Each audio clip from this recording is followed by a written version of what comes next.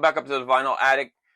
We're here talking about the 100 albums that matter, the 100 albums that should be in your collection, at least according to me, that I think are worthy of inclusion, or at least seeking out when you're out there going through the bins.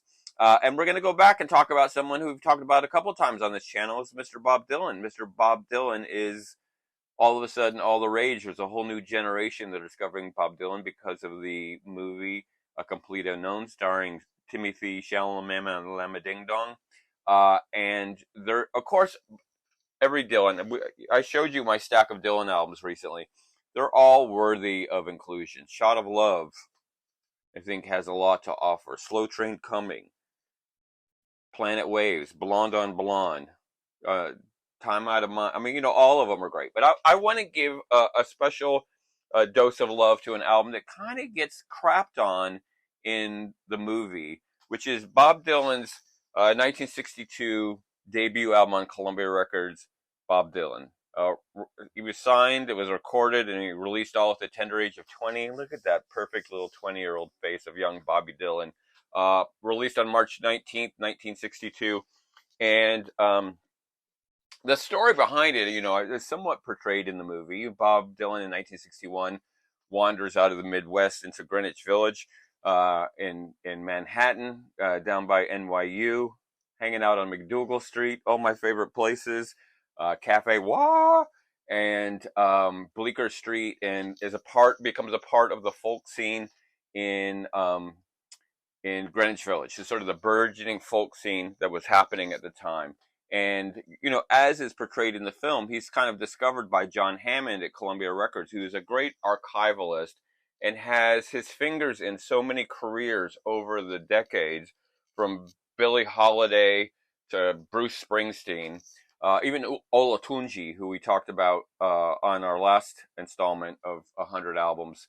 And so John Hammond signs him sort of on the spot. He sees him performing with Carolyn Hester, who is a female folk singer, part of the scene, still alive and kicking today. Dylan actually plays harmonica on a track of hers that she's recording, and Hammond sees Dylan, including playing some of his own songs, and just sort of signs him on the spot. Dylan walks into Columbia Records and immediately signs a contract, and, without management, just sort of this kid wandering off the street. And the album itself is recorded in 3 days. Most of the songs are first takes. He doesn't believe in trying to sing a song a second time. So it all happens very quickly.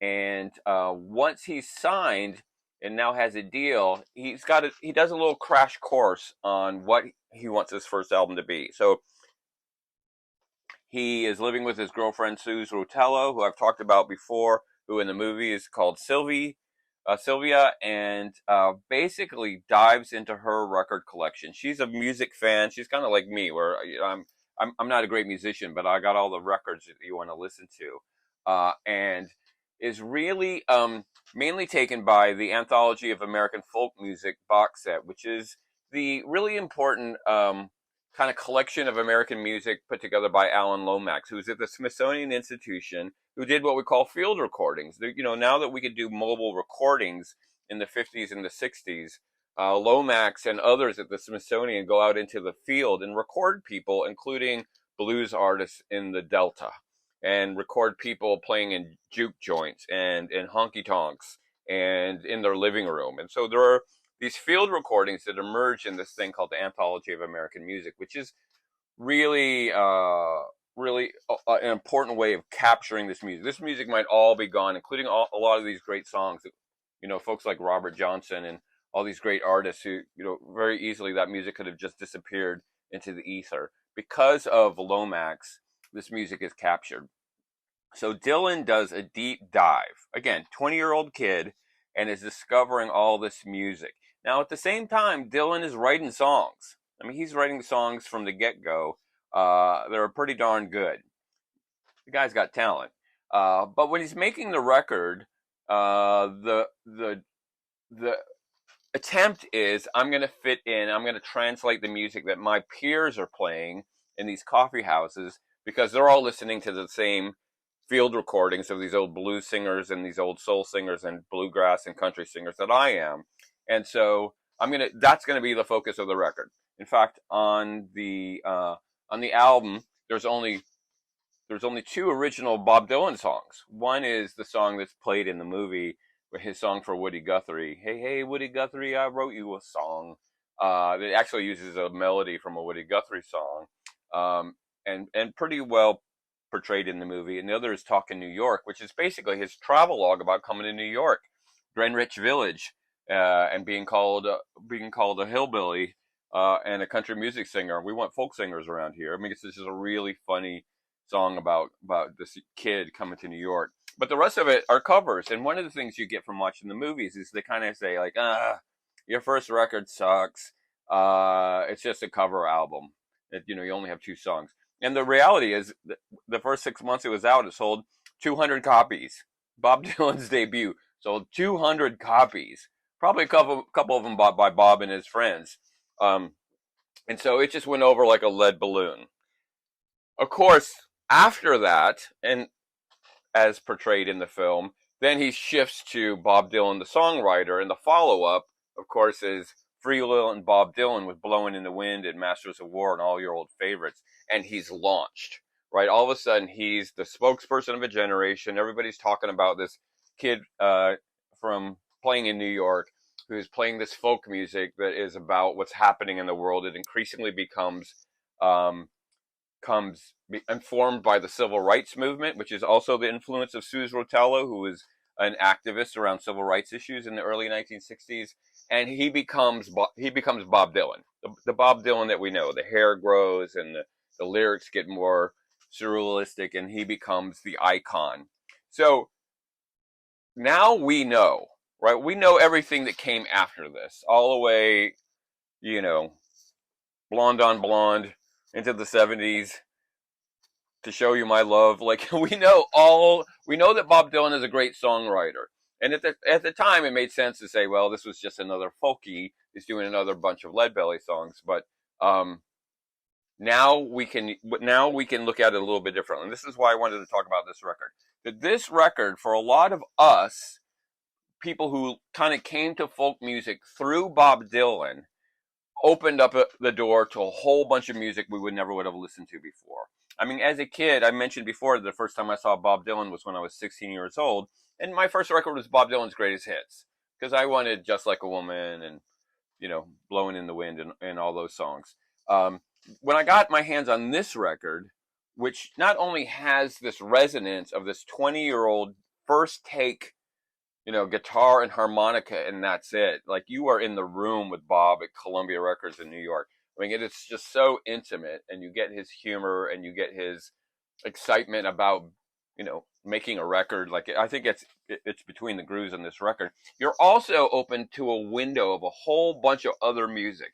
And as a kid who discovered this kind of after Greatest Hits, when I started saying, I need to buy all these old Bob Dylan records, for me, it was a musical odyssey to go on. And I just wanted to show you some of the records that I discovered from that first Bob Dylan record. And some of these folks, their names at least pop up in the movie.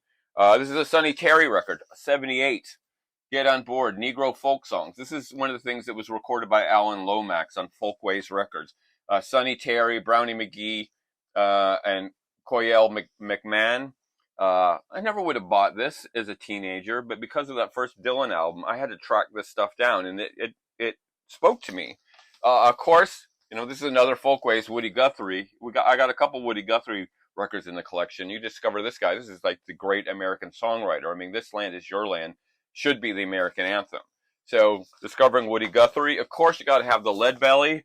I mean, knowing about Leadbelly also informs a lot of other music that you like Led Zeppelin. And there was when I was in high school, there was a song by Ram Jam called Black Betty, Leadbelly. So you got to discover the Leadbelly. Of course, the real star of the movie is Pete Seeger. I got a bunch of Pete Seeger on vinyl. This stuff was so great, so intimate, so earnest, and concerned with matters of social justice. Love it.